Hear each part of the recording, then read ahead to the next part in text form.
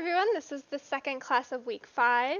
Today we'll be covering lighting and rendering, so this should complete all of our intro to Blender courses so far. It'll give you all the foundations to execute all of your projects coming up.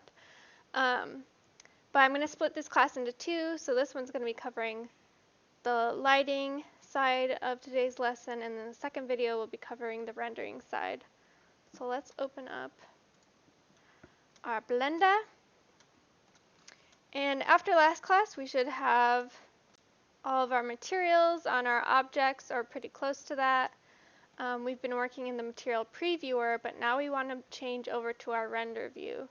So I'm actually going to go back to my layout workspace, just that generic one.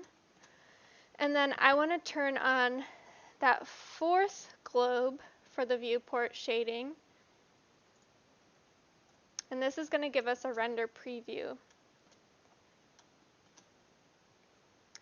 So this, you can see, is the actual lighting of our scene. We have this one light that's way far away, just casting this creepy dark light on our scene. Before I get to changing that, I am going to do one more change, and I'm going to change which render engine I'm using. So I'm going to be working in Cycles. So far we've been working in Eevee, which is again the one that's live updates. But Cycles is going to be a little bit more realistic with our light rays. So I prefer working in that when I'm doing my lighting. If it is too laggy for you, because it will require more of your computer's brain power, you should be able to keep working in Eevee. So to switch over to Cycles, we're going to go to our Render Properties menu, so that little Nikon camera. And then we can change our drop down from Cycles to Eevee. You should be able to tell if you're in Cycles if you have this giant mess of dots. So again, if right away you can't move at all, you might want to just immediately go back to Eevee. You can also try to change what part of your computer is being used to do this render. So preferably you'll have a separate graphics card you can use in your computer. Otherwise, I think a lot of you with laptops, you'll have to use the CPU.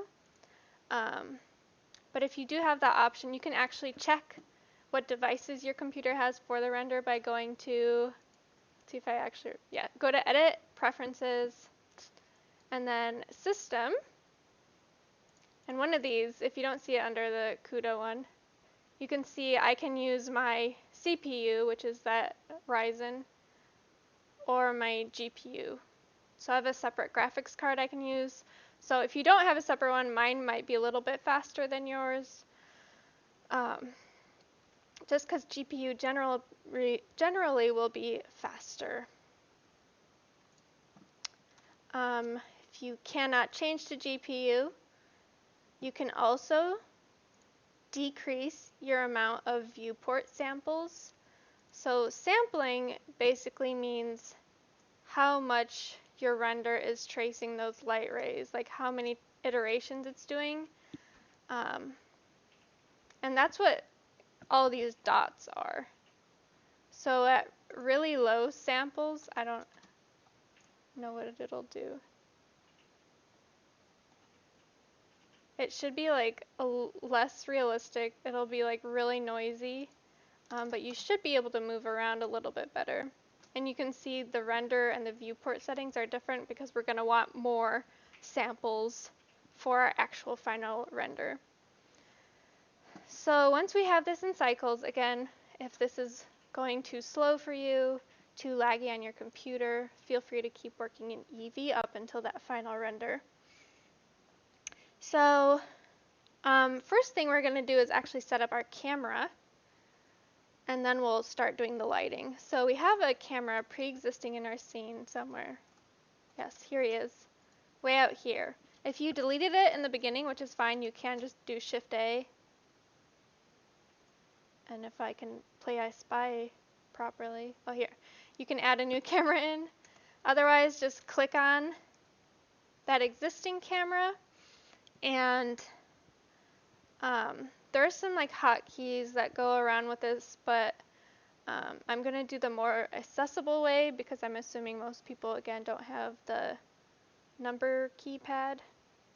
So to look through the camera, to see what it's seeing, we can click that toggle camera view icon on the right.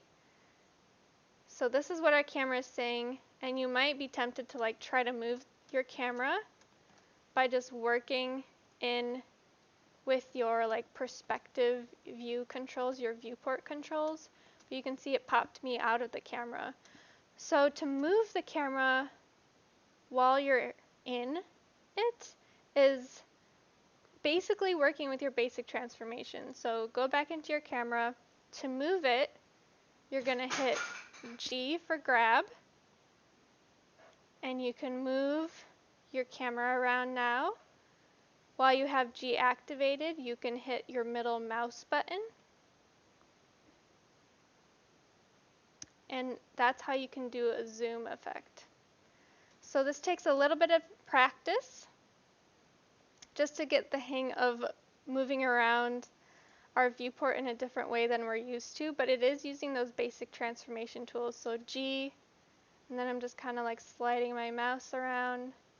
If I want to zoom in, I hit G and then just tap that middle mouse and I can zoom. If I want a different angle, I'm going to rotate the camera. So R, I can still do my constraints, so just rotate around Z. So it's just a matter of mastering these different controls. I'm trying to get a more straight on view. So I'm just like doing a combination of working with my grab tool and my rotate tool. And actually, one thing before I put this in place, I'm going to change the output image of my render. So right now you can see it's kind of like a landscape layout of an image. I'm just going to do a square one for mine. You all can choose whatever you prefer for your dimensions of your image. So if your scene works better with a landscape view, you can keep it like this. If you would rather like a portrait style, you can switch your resolution so that it's that way. I'm just going to do square, just for no reason. But you can change those under your output properties set menu, where my mouse is spinning, where the orange dot is. So again, this will just be your preference, how your composition works best. I'm just going to do a square. We'll work from there. So R, you can see like my screen was all tilted at this like dramatic angle. So if I want to straighten this out, if I just hit R without doing constraints, it's just like rotating your camera. Hopefully you can't hear the cars speeding in the background. And we almost have our view.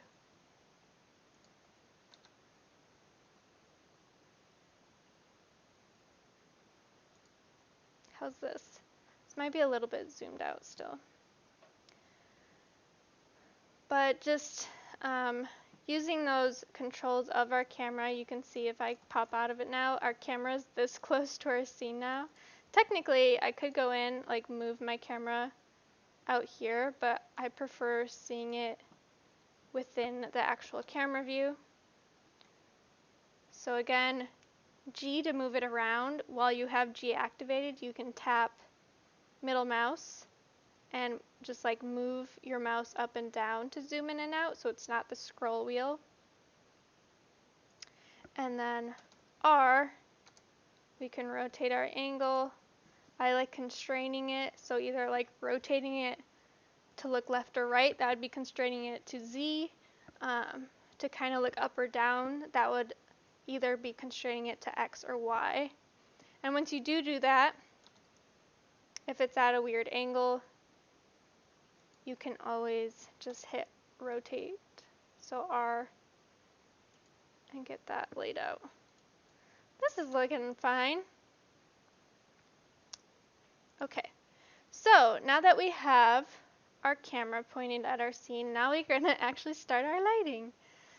So rather than having to work around in this scene to like tell how the light is happening with our camera view, we're going to actually just split our screen really quick to have two views of our viewport. So to do that, go right to the like top of your viewport right when it makes that double arrow, and then hit right click. And then if you hit vertical split, it should give you like this little guideline where you can pop a second window in. So I'm going to keep my left render view to be my camera so I can see how my scene's actually coming out.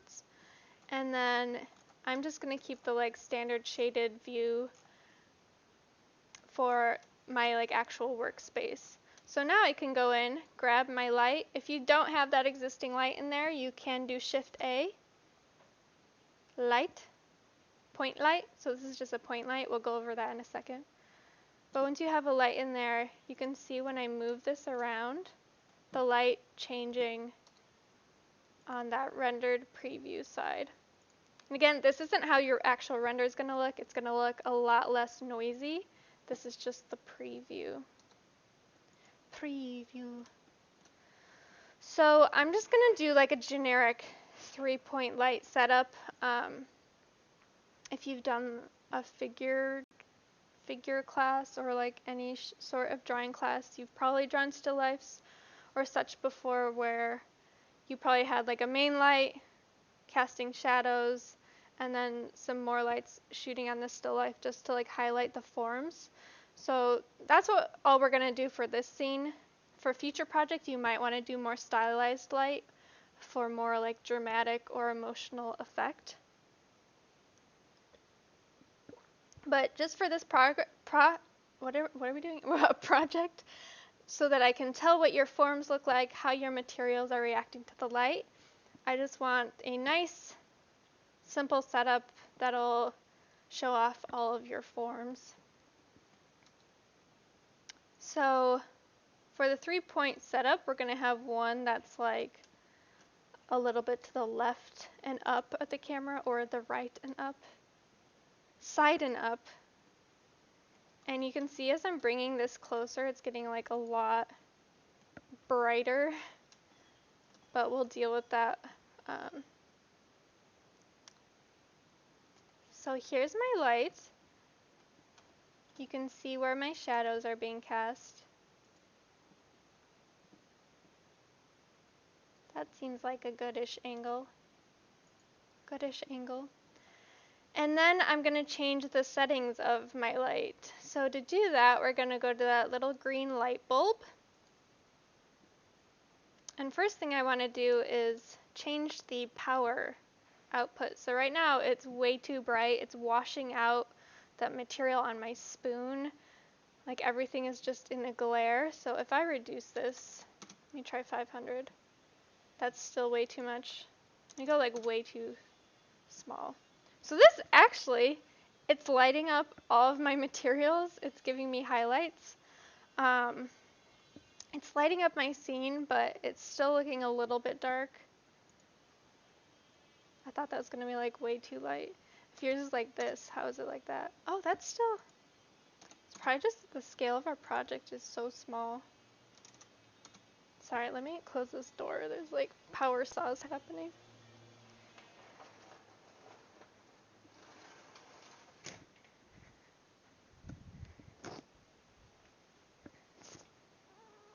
Here's Logan, everyone. Okay. So, why don't I put this just at like 50 for now? We'll deal with it later. Oh, that's actually maybe what I want. So, I want a lighting scheme that's showing off the forms, casting some highlights, but it's also casting shadows. I don't want it so bright that it's, what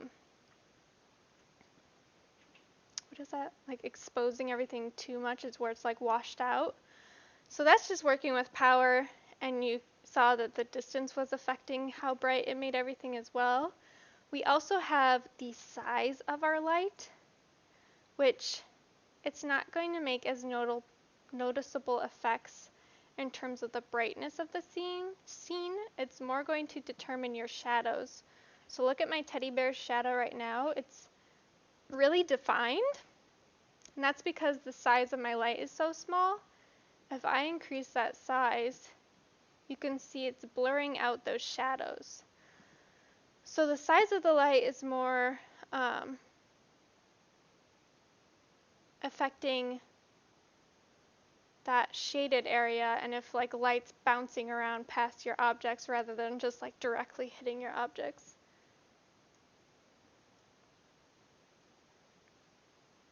So there's not really a specific number each person should have all of their info at. It's more what works best with your project. So here is our first main light, casting a nice angled light at our scene so we can capture those forms. But now we're going to add 2 more, and actually I'm going to add 3 more because I want to put a little candle light, bonus light. So if you have any emissive materials, we'll do that as well. So second light, I'm just going to duplicate this point light. So Shift D. If you want to be super good, you can be like labeling these lights as well. Main light, side light. But this light, we don't want it to be as strong as our main light, so it's not washing out those shadows. We just want to make sure there's not any like too dark of shadows. What if I do 10? And I might like lower it so it's more getting the like underside shadow. So the first one's kind of like lighting up the scene this way.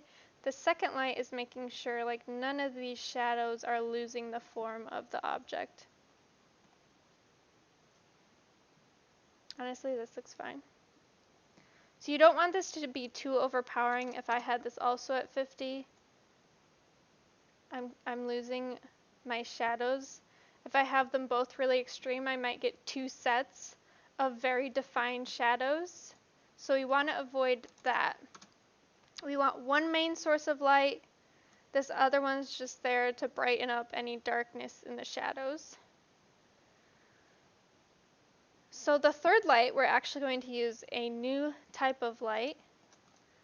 So Shift A, you can add a light, or you can again do Shift D to duplicate. But I'm going to bring in a spotlight. So Shift A light, you can see there were 4 options. Those 4 options are also listed here in the light bulb, the lighting properties. So if you pulled it in, the wrong light in, you can change it to point. You can see there's sun, spot, area. So I'm not really going to cover each of these too much. Point is just general lighting in all directions. Usually if you're inside of a box and doing this light, you don't want point light because it's just going to like evenly spread the light out everywhere. But because we just have empty space, it's fine. Sun will be like controls to act like the sun. I just said I'm not going to cover them, and then I'm just going to speed cover them. Spotlight is going to have a direction of your light.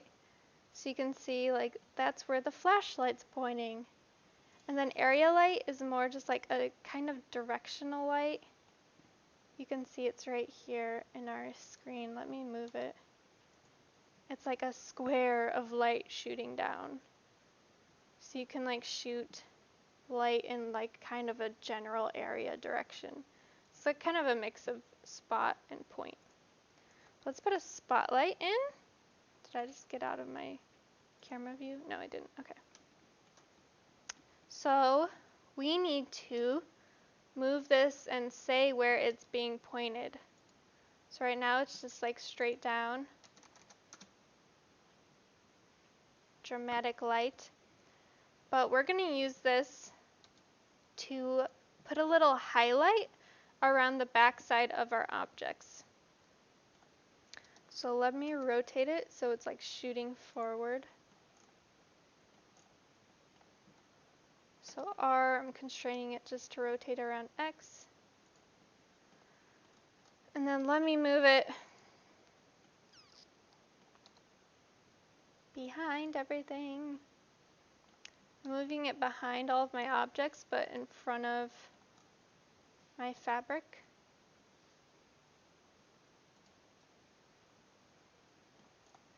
I'm going to make sure all of those like branching lights are covering my objects. Beautiful. You can also change the like size of your flashlight beam. So if you just want this like suspicious like little beam, or make it a bit larger, you can. But you can see now that my vase is like really washed out. It's really bright. And I'm going to kind of want that effect, but not too intensely as it is happening right now. But we're just going to position that so it's nicely behind everything. You might need to angle it to kind of like point a certain way to get a highlight in there, but I'm going to put this down to 50. We just want it so it's enough to add a little highlight to those back edges of our objects.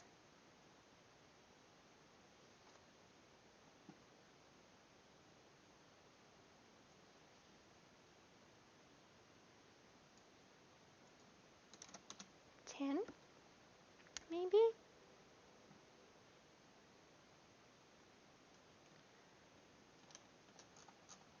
So for future projects, I encourage everyone to keep like refining their lighting, but as long as we can get a nice basic setup where we have our main light, a little supporting light to lighten up those shadows, and then a backlight,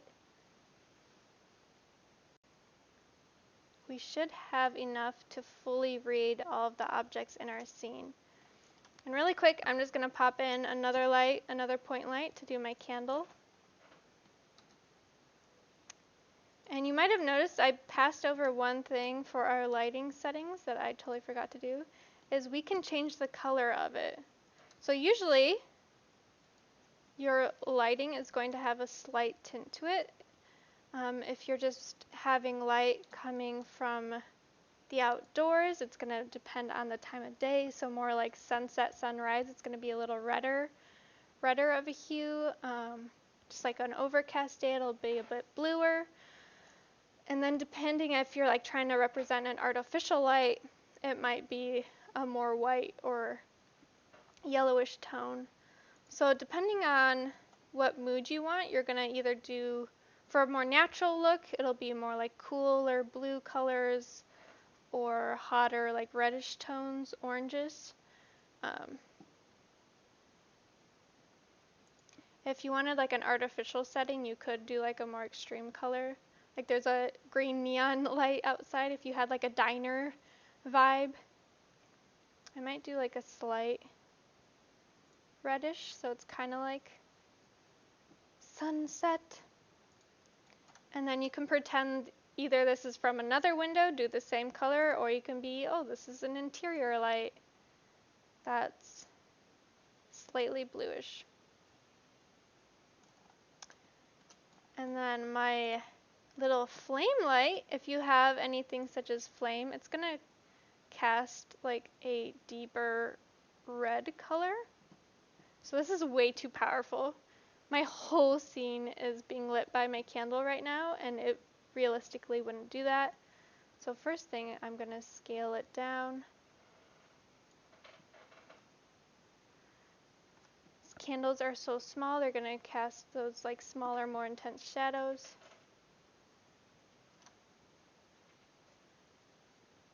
And then I'll probably decrease my power to 5. We'll see how that looks in the render. It might be still a little bit too strong, but now you can see I have like a little glow happening with my candle. So that's all for our lighting setup.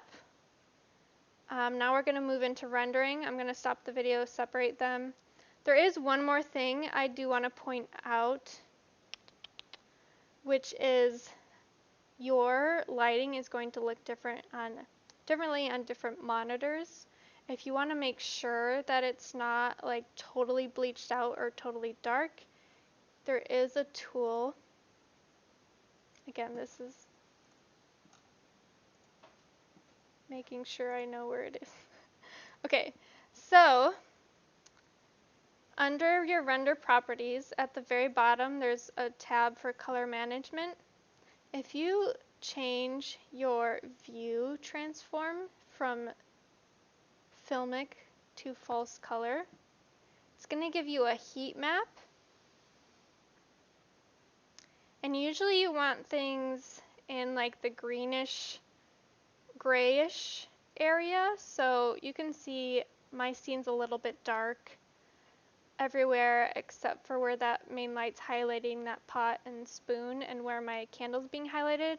So I'd probably need to increase my power on both of these lights. And actually let me show you how like me changing them is going to change this heat map. So you can see red means it's going to be really washed out. On some, if you have it too dark of blue, it might show up too dark. So if you want to make sure it'll work properly on all monitors, so when I'm grading yours to make sure it's like not either too bleached out or too dark, you can again go into render properties down to color management and put on false color instead of filmic to try to get a gauge of your range of lighting in there. So move on to the next video for actually rendering this.